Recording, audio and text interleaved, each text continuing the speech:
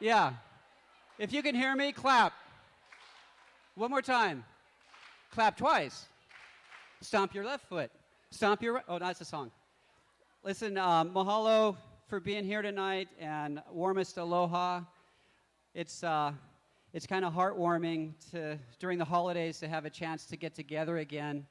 It's been almost 2 years since we've gathered at an event like this. So, and because it's the holidays, it's special, but it's also a really busy time. So our deepest gratitude for you guys to make time tonight to be here with us.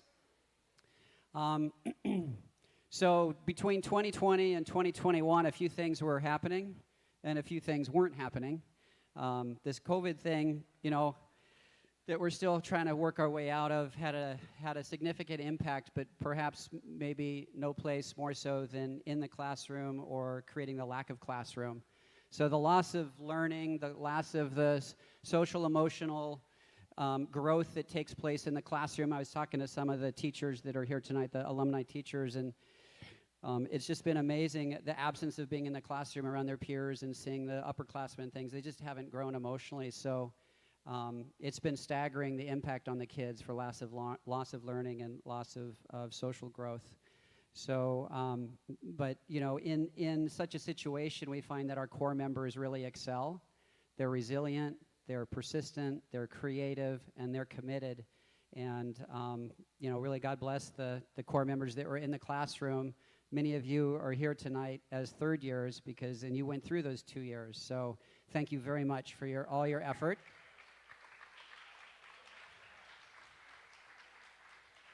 So we do have a lot of alumni, and many of them are still teaching. So tonight, for those of you that aren't associated with Teach for America, please get to know one of the alumni that are wearing the yellow badge, yellow name tags, and they'll have some experiences that I'm sure are going to be inspiring and wonderful things to hear about, some great things that they've been able to do.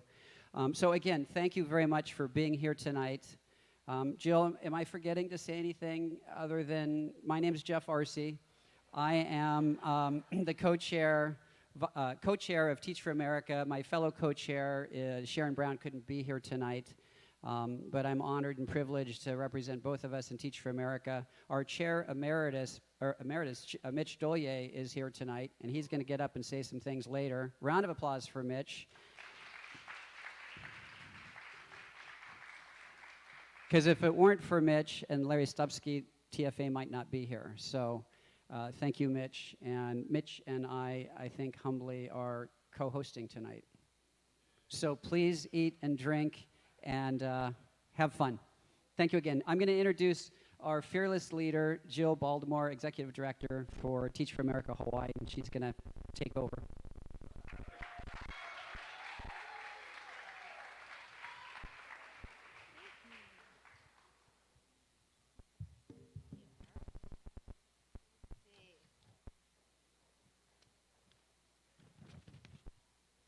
I want to start by just saying aloha and welcome. It is really a delight to be here with all of you in community together, in person, and in community here in this beautiful place.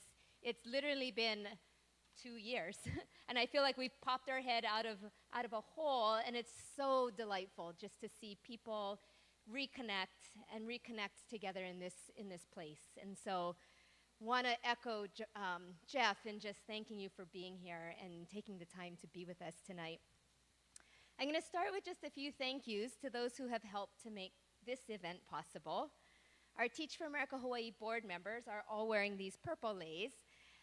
They are there so that you know who they are, and you can bother them and ask them, why do you support Teach for America Hawaii, when we are done with our program, and they will be able to share a little bit more. Special mahalo, as Jeff said, to both Jeff and Luan Arce and Mitch and Bambi Dollier for hosting us tonight.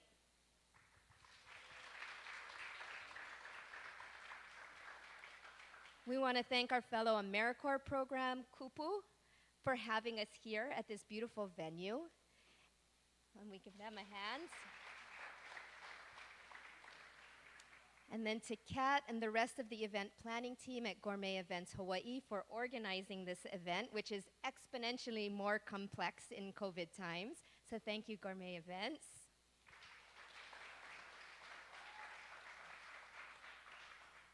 And I want to take a little bit of time to acknowledge and share some of the people we have in the room tonight. As Jeff shared, wearing yellow name tags are our alums, but I would love if you could just raise your hand, alumni, and be recognized.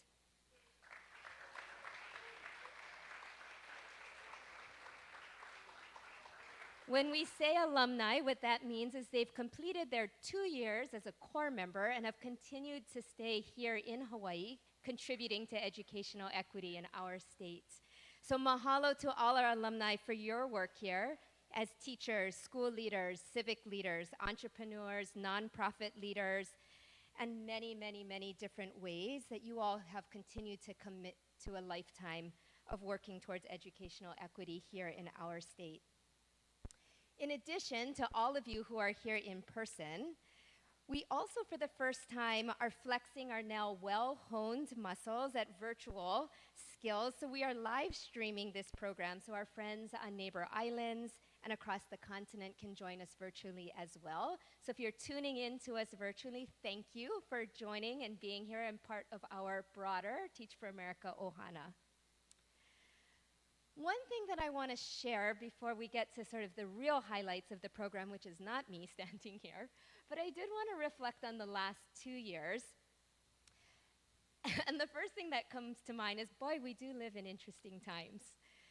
The pandemic was and continues to be an ongoing challenge for everyone, but particularly in the communities where we are privileged to work, where our students have struggled with reliable access to technology and the internet, where parents have lost jobs and have had to make hard decisions managing work, caring for children at home, and our teachers have had to pivot between distance, hybrid, in-person, back to virtual, back to in-person, learning all of the time how to not only navigate the different technologies, but how to address our students' needs, both academic and the additional socio-emotional needs of our children during this time. But with all of those challenges, what is also true about this pandemic, what is maybe less known and less talked about, is what I have witnessed more so than ever, which is the innovation, the resiliency, and the collective action that I see happening in our public schools today. When it was clear that we were not in business as usual, our educators across the state stepped up. They saw an opportunity to reinvent education and to dream big about what teaching and learning can be. Many of those stories included Teach for America, such as partnering with numerous community organizations to help create Wi-Fi on Wheels mobile van to increase internet access to students and families, creating a variety of new websites and communication tools to keep families updated and connected when school campuses close down. This past summer, in 2021, our newest teachers worked in partnership with schools to provide a summer learning experience to over 560 students across 5 schools, including 335 students at Waianae High School who received school credit for their work over the summer. At Kealakehe High School in Kona, one of our alums, Natalie Nalagos, created a new program to train and support multilingual students for careers. At Dreamhouse Eva Beach, Serena is working to decolonize computer science education and ensure students have the opportunity to learn from members of all ages and backgrounds as a recent recipient of the Cognizant Innovation in Computer Science Awards. And these are just a few of the examples of the collective work of now over 540 core members and alumni who are here in Hawaii, impacting 97 different schools and the broader community every day, each of them grounded in the belief that our students are the authentic leaders of our local and global communities. Tonight, we'll get to share one other bright spot with you. Over in Kona, you'll get to see a video created by Konawaiana High School student Jade Onaka. Jade, can you wave?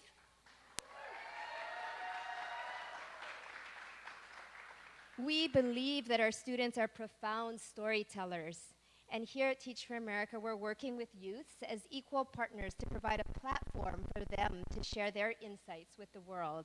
And so we're delighted to be able to share Jade's video with you all in just a few minutes. After we show the video, you're going to have a chance to hear from Jade and one of Jade's teachers, Karina Hernandez. Can you wave, Karina? Karina is one of our 2014 Teach for America Hawaiʻi alums who, in addition to her role as an English language arts teacher, is also a club advisor, an English learners coordinator, an HSTA union rep, and one of the hosts of the educator-created podcast trio, Maestro's Vibe. You should all check that out. Without further ado, I'm delighted to share Jade's video with you all, and after we're done watching the video, they'll come up and you'll get to hear directly from them. I'm going to encourage you all, after watching this video, to feel free to share it widely and continue to elevate Jade's voice and her story with the broader community. Put this down.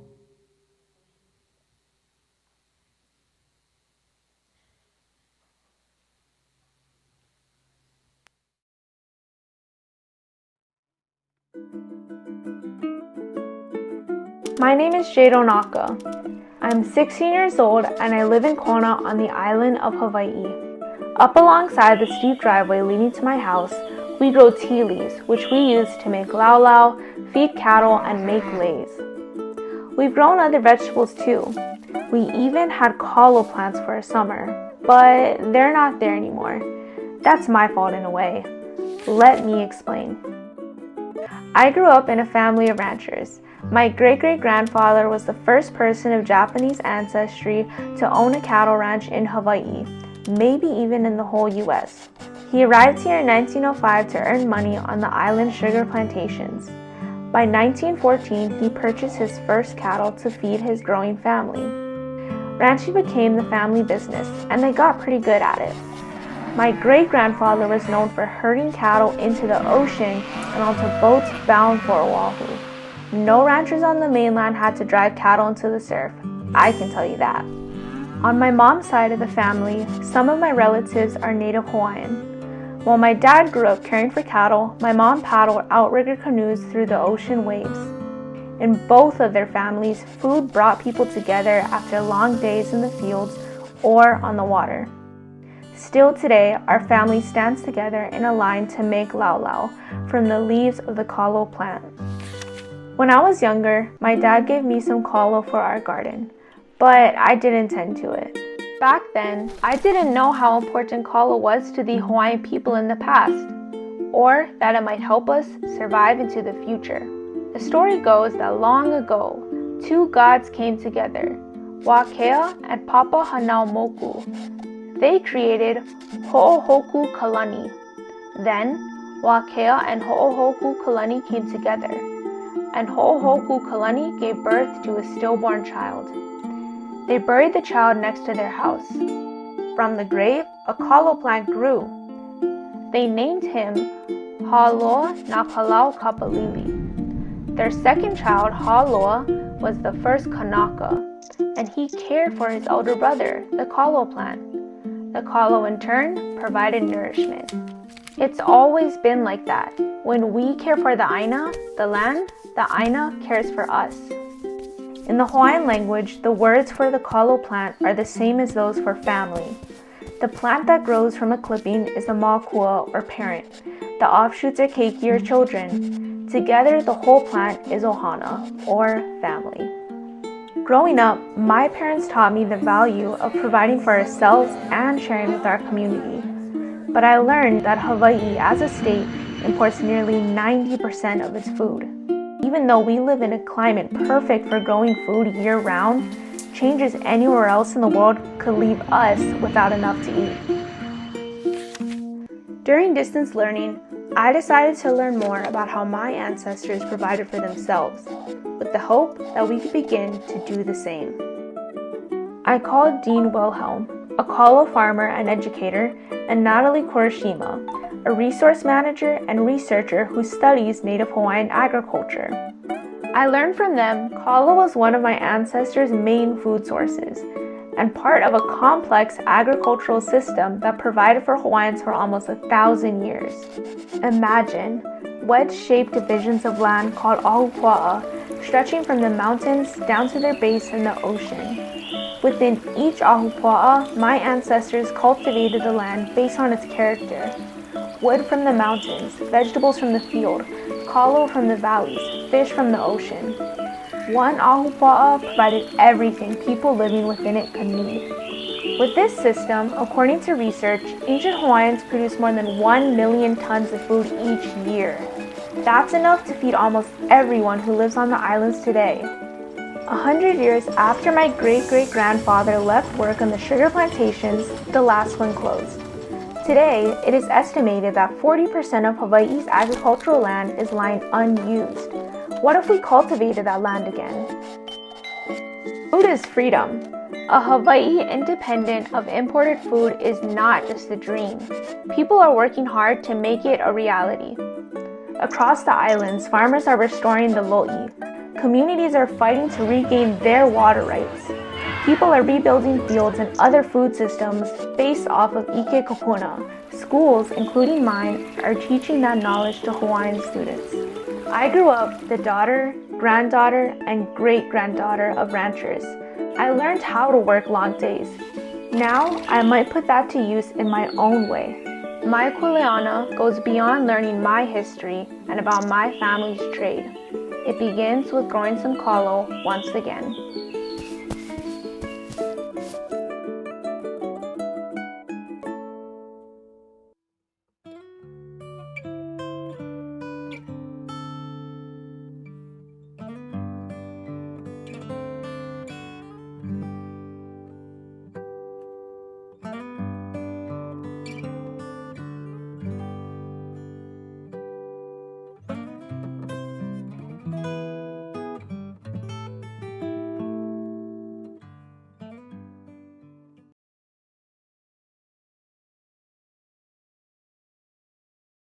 I learned from them kalo was one of my ancestors' main food sources and part of a complex agricultural system that provided for Hawaiians for almost 1,000.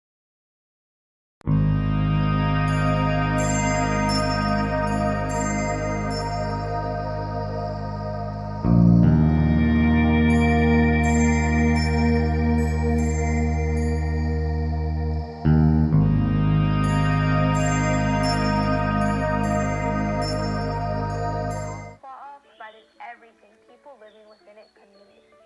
With this system, according to research, ancient Hawaiians produce more than 1 million tons of food each year. That's enough to feed almost everyone who lives on the islands today. 100 years after my great-great-grandfather left work on the sugar plantations, the last one closed. Today, it is estimated that 40% of Hawaii's agricultural land is lying unused. What if we cultivated that land again? Food is freedom. A Hawai'i independent of imported food is not just a dream. People are working hard to make it a reality. Across the islands, farmers are restoring the lo'i. Communities are fighting to regain their water rights. People are rebuilding fields and other food systems based off of ike kopuna. Schools, including mine, are teaching that knowledge to Hawaiian students. I grew up the daughter, granddaughter, and great-granddaughter of ranchers. I learned how to work long days. Now, I might put that to use in my own way. My kuleana goes beyond learning my history and about my family's trade. It begins with growing some kalo once again.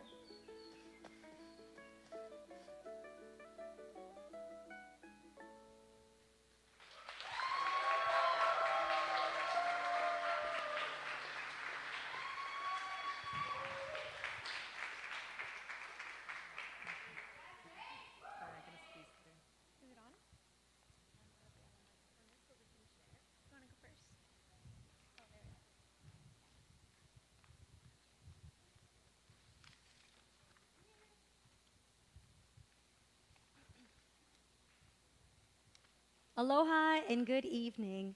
My name is Karina Hernandez, a teacher at Konawaina High School on Hawaii Island.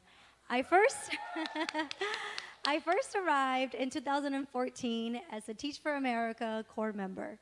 And yes, and the first time I saw Jade's video, I was beyond happy. And while I am extremely proud of Jade and everything that she's done, I am not surprised. At school, Jade gets fired up about different conversations, different topics that goes on in our community and in the continental U.S., such as Black Lives Matter, the missing indigenous women, and just everything that's happening at our school. She's always the first to speak up to say when something is not right. Jade is an activist, and as you've already seen, she is the change maker. I first met Jade in 9th grade when she was a freshman in my advisory class. And I remember getting to know her and asking her what were her aspirations. And she said, "Miss, I want to be a judge, one of the judges in the Supreme Court." And my answer was, yes, let's do that. How do we get you there? As an educator, I want to empower my students to reach their dreams. For students like Jade, I always ask myself, what can I do to embrace and support their journey? Oh, perfect. Okay, so aloha and good evening. My name is Jade, and I was born and raised in Kona, Hawai'i. So as you guys probably see, a lot of my identity is rooted in my culture and my family, a lot of the places around me, whether that's, my dad, my mom, my brother, even my dog, and of course, educators like Miss Hernandez. And it's taken a lot of time to build this identity, a lot of experiences, good and bad. And overall, I think that the person that I am today, if I were to describe it, would be authentic.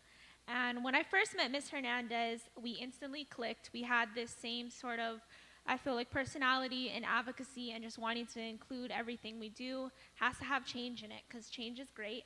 And despite all the tribulations that go on within the public school system, Miss Hernandez is the essence of an educator. And since freshman year, my friends and I would always hang out inside her classroom because her aura attracts great things and great people. So overall, Miss Hernandez is by far one of the best educators that could have ever been produced out of the public school system.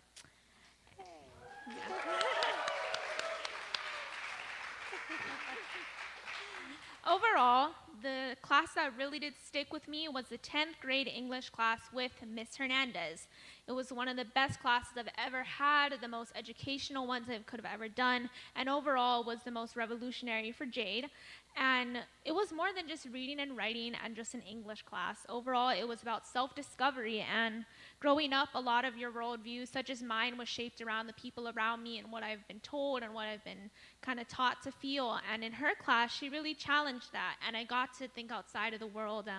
She really did encourage me to think about other cultures and other perspectives, and to me, that was one of the best gifts that a teacher could have ever gave a student. One of the proudest moments you can have as an educator is to see your curriculum come to life.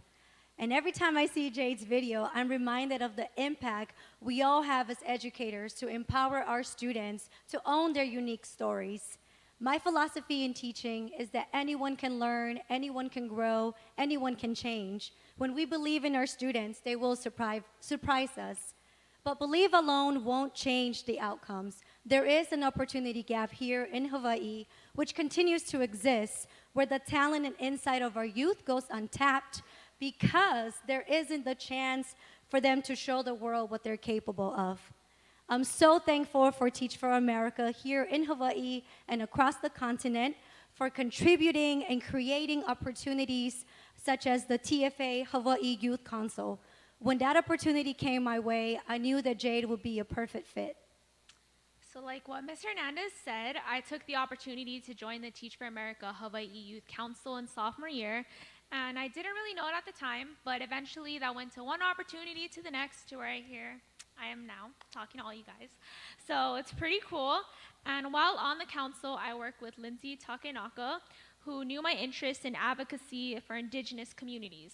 So therefore, she invited me to participate in one of the youth councils, and it was just eye-opening for me as a girl from Hawaii, getting to speak alongside, and other indigenous youth from South Dakota and different reservations. And I think overall, it was a cool experience to have a platform.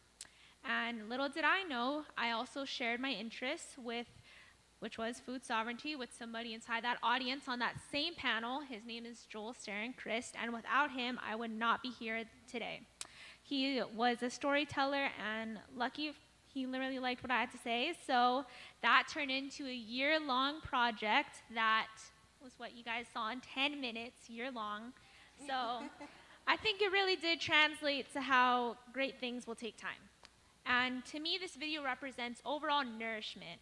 It took many hours, days, months, and it was nonstop talk about food sovereignty, about different videos, of re-rolling stuff, and just having to repeat things. And overall, it's a message of food sustainability, and it's a message of aloha. And I believe that we truly can create a local food system that will sustain our people here in the islands of Hawaii. And this video for me was so nourishing for myself. It gave me the opportunity to explore my culture and to talk with elders in my community who have guided things culturally in my life. And overall, it was just a deeper understanding of myself. A lot of impact came from this project, and it also really was an eye-opening thing for a lot of people in my family, such as my mom, my dad. And finally, I hope that this video is nourishment for the Hawaiian culture. Growing up, my dad always said that being Hawaiian is not just in your ethnicity, but it's how you carry yourself. And it's the way that you do things with aloha, and it's about always keeping Hawaiian values in mind in everything that you do. I hope that when people see this video, they will get nourishment from it.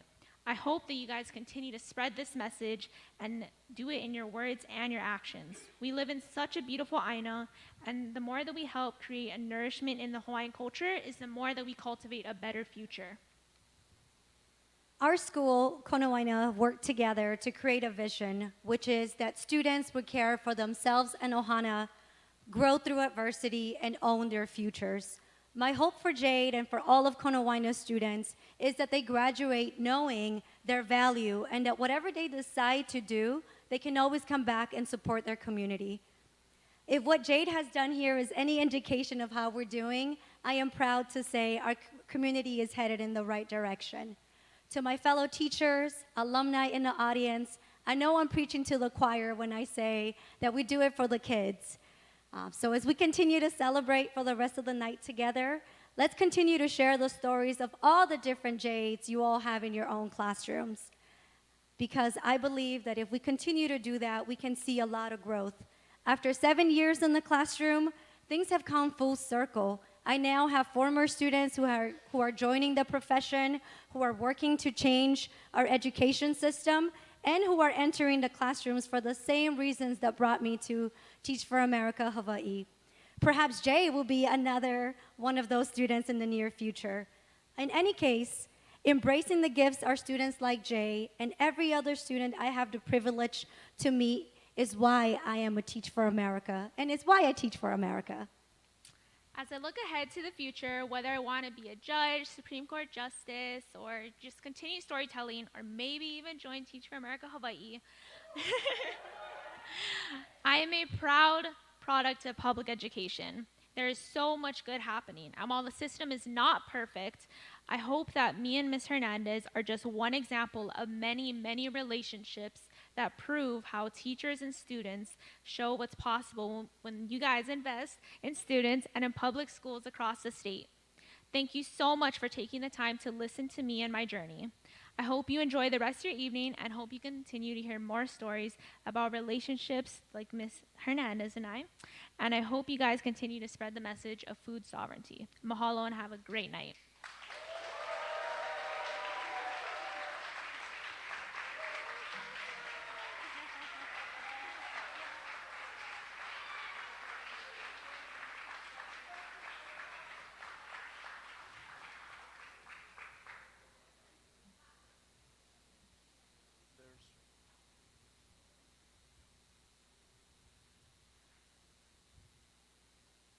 There's really no fair way to follow a presentation that good. How about another round of applause for Karina and Jade?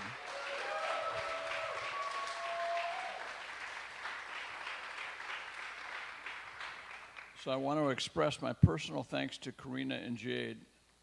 And I also want to express my personal thanks for every teacher that's here and every administrator that's here.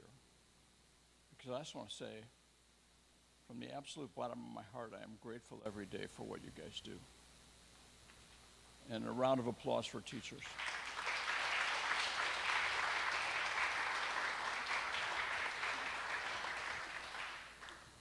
I'm grateful and thank everyone that's supported Teach for America over the years.